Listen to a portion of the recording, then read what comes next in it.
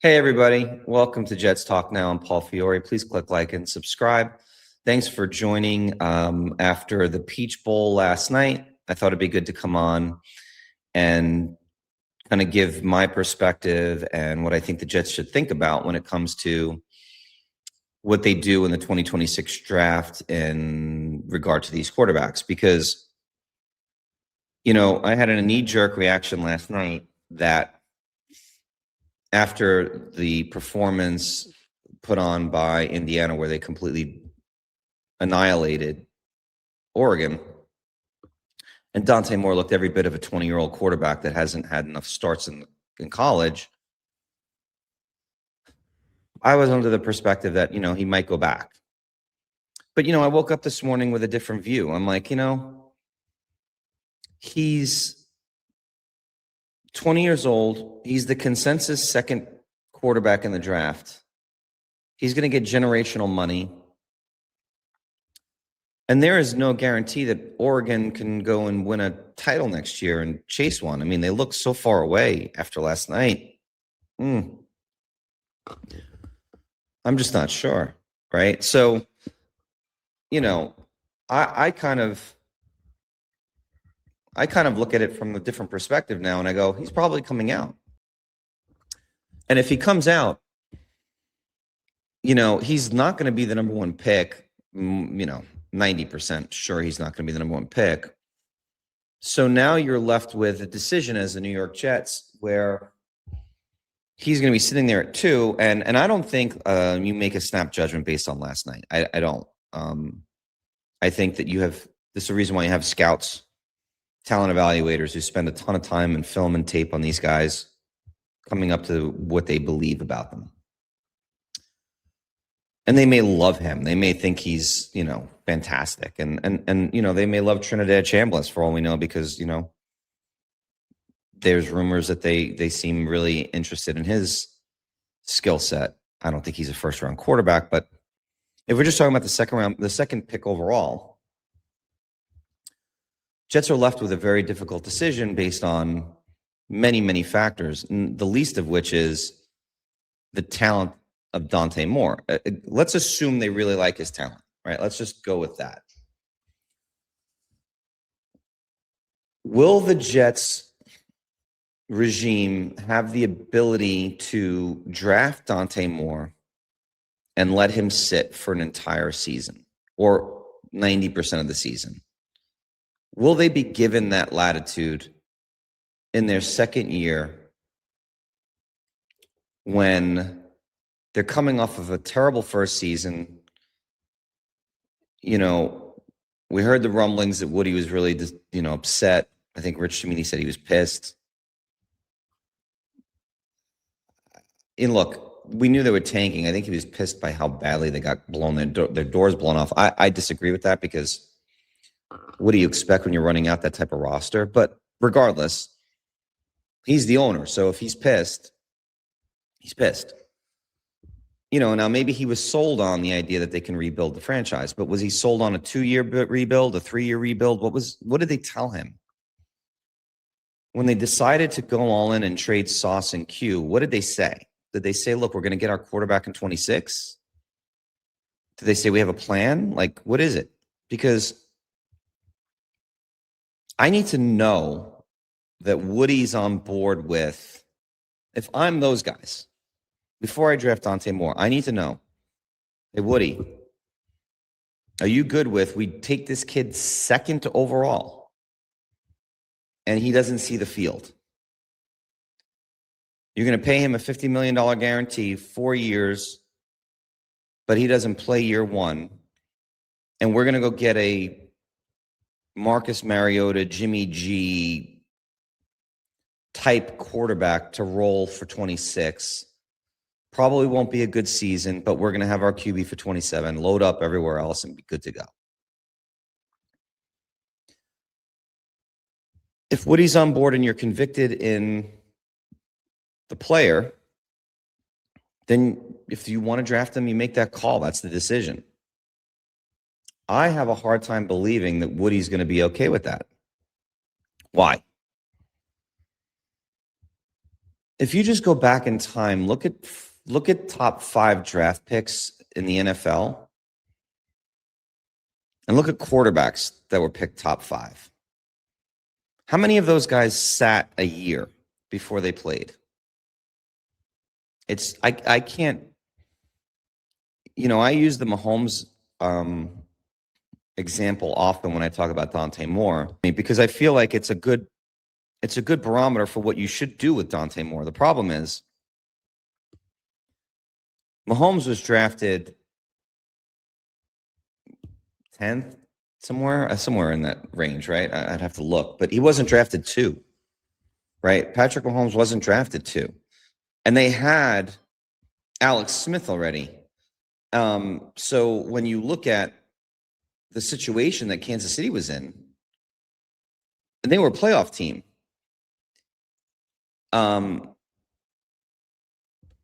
you were in a place where you had the luxury to draft Mahomes and sit him.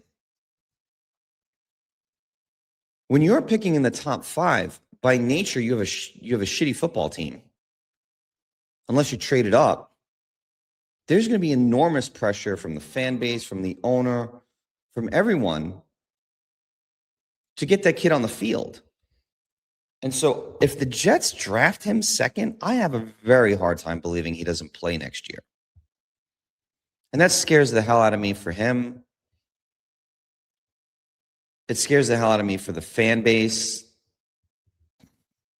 and Aaron Glenn, because that would be a panic move. Unless he's some boy genius who figures things out at a very, very young age and plays at a high level immediately. I just don't see it.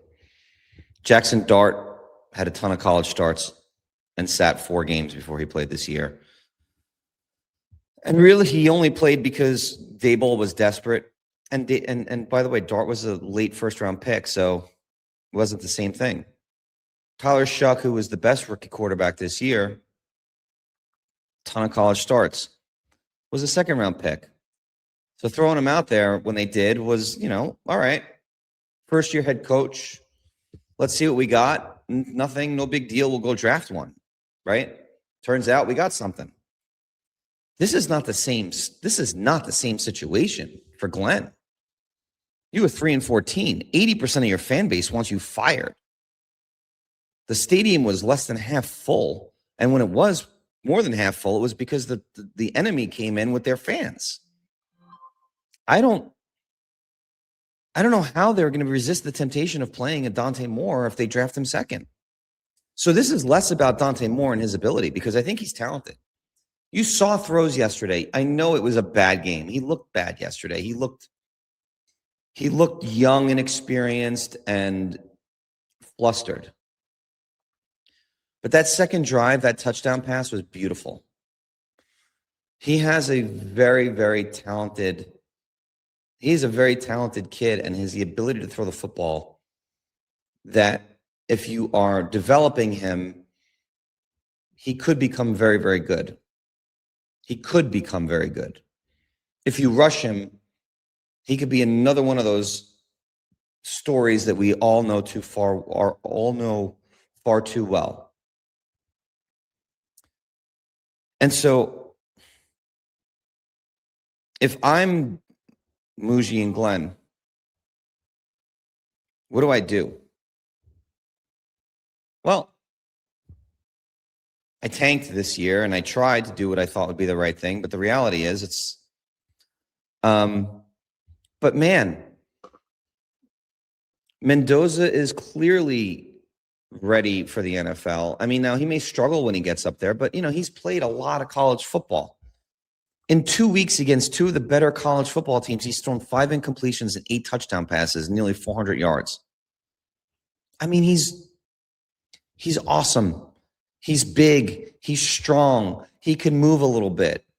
I don't want to hear that he doesn't have the same ceiling as some of these other guys. It's the most ridiculous. The argument about Mendoza's ceiling is absurd. It is the most insane take. When you start throwing that word out there about someone's ceiling, you have discounted every single player that has become fantastic great football players like Tom Brady as an example. I will use him every single time. What was his ceiling? So, like, I don't want to hear the ceiling argument on Mendoza. He's to me, he's a guy that I would every day of the week go all in and start my franchise with. So, Jets perspective, what I would do, my rational view of the world today, January 10th, months away from the draft.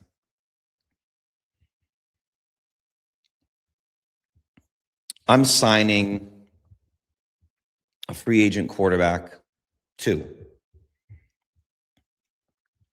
I'm probably not signing Malik Willis, not because I don't like Malik Willis. I don't think Malik Willis is going to be a Jet for a few reasons. Number one, I don't think he's going to come here. Even if we move on from Charles London, which they should, and we have, I've said this a million times. The Jets situation is such that if you're Malik Willis and you came from Tennessee where it was an abject failure, you rehabilitated in Green Bay and now have an opportunity to potentially be a starting quarterback in the NFL, not potentially, you will be. Why would your first big swing at the opportunity to be QB1 be the New York Jets? I don't see it. The Jets' tax on that contract would be very, very high. Just like I believe the Justin Fields contract was a Jets tax. I'm confident Pittsburgh wanted him back to develop him and not give him QB1. Jets offered him $30 million guaranteed. He took it, fell flat on his face, went home with his tail between his legs, and now will be a QB2 or 3 for somebody else. But he got paid. Do I think Malik Willis just wants to get paid? No. I think Malik Willis wants to be a starting quarterback who's going to work on a second contract after this to try and get really paid. And without breaking down all the teams in the NFL that need quarterbacks and the lack of quarterbacks available in the draft that can impact your team next year, there is a series of teams that are better positioned for him to have success. I'll give one example. You have the Jets who sit in the AFC East. You've got the Bills, who are always good. You've got the Patriots, who are Vrabel and our young star quarterback. And now Miami, who's doing a full regime change and could wind up with Harbaugh, maybe not, but likely will wind up in a position where they have a head coach with more experience than Aaron Glenn. That's just the reality. Or you can go to Atlanta. Why do I say Atlanta? Well, Michael Penix is not going to be ready. They're going to cut Kirk Cousins. Atlanta finished 8-9 this year. In a very, very, very winnable division with one of the best, most talented running backs in the league. What I think is makings of a very good defense. And you get to play in Atlanta, which won't have anywhere near the pressure of going to the Jets in 15 years of what we've experienced. I mean, I don't see how that situation isn't a better one for this kid. So I have a hard time believing Malik Willis, even if the Jets really want him, will choose the Jets. So I'm moving on. I'm not even thinking about him right now. I think the Jets will try. I don't see it. So I'm signing a veteran like, and these are not exciting names, so just appreciate where I'm coming from. I'm signing a Marcus Mariota or a Jimmy G or someone of that ilk. And Two of those guys, probably. Two of those types of players. And that's going to be my quarterback in 2026, unfortunately. My most likely outcome, I should say. I am not trading for Mac Jones because he's going to require either a second-round pick this year or a third-round pick next year. And I'm not letting these guys give up that draft capital for Mac Jones. I'm not.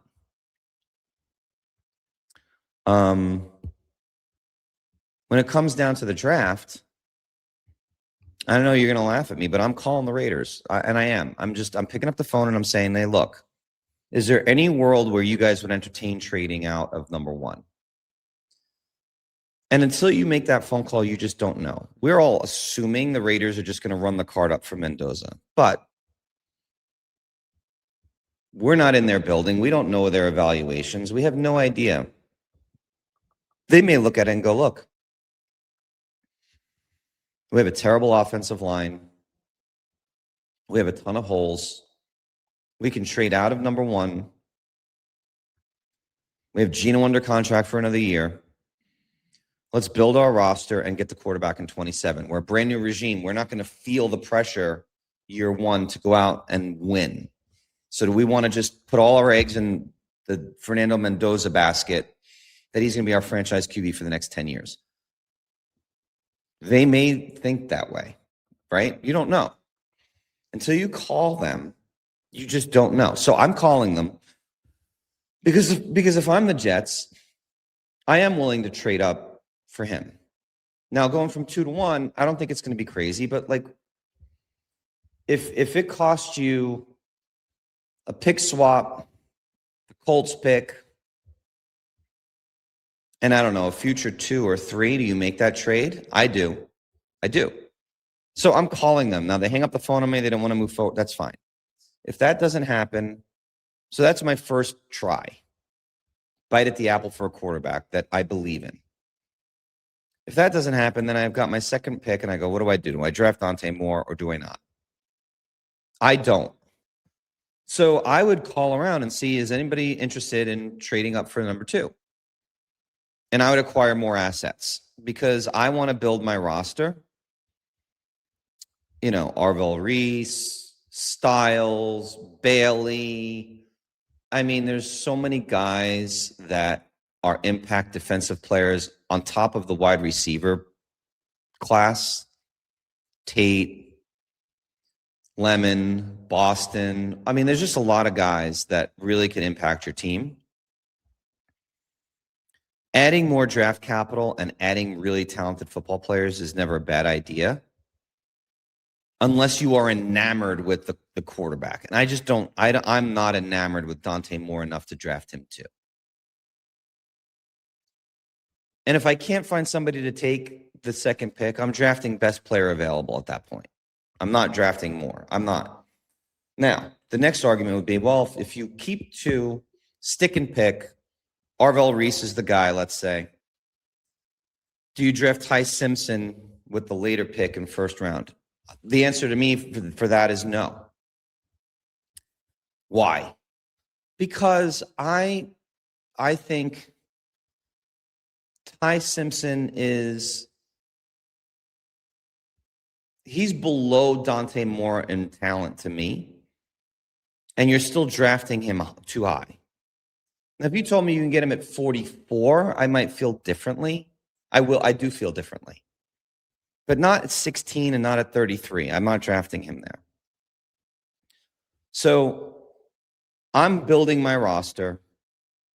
And then I'm either at 44 is when I would start considering if Ty Simpson's there, I would draft him. If not, then I am doing what I think is the smart move, which is drafting one of Nussmeier, Drew Aller, Klubnik, Carson Beck. Trinidad Chambliss will probably be gone at that point. but one of those guys in like round 4. Not that I'm expecting them to become my franchise quarterback, but it gives me a young guy to develop in the room while I have veterans around him. And then I'm going all in for the QB in 27. That's kind of what I'm thinking today. My number one priority is still Mendoza, even though everyone's thinking I'm delusional. I'm going to try and get the Raiders to make a trade. Okay? If that can't happen, then I'm not going to get Dante Moore. I'm not drafting Ty Simpson before 44. I'm not drafting Trinidad Chambliss, most likely anywhere near where he would be drafted. He's too small for me. I don't like a quarterback that relies on his legs as much as he does and is also small and slight of build. I think it's an injury waiting to happen. That's just me. I like my QBs 6'2", 6'3", or greater. I think he's more like 5'10", 5'11". And I'm taking a swing. I mean, listen, Nussmeier, Aller, those guys were first-round graded quarterbacks going into the season. If you could pick one up later, maybe you trade back into the 3rd round and grab one of them, I'd do that. And then I'm preserving my draft capital in 27. I'm taking some measured approaches in 26, and I'm building my roster. Now, to me, that's what's the best scenario for the New York Jets. My fear is I don't see the Jets'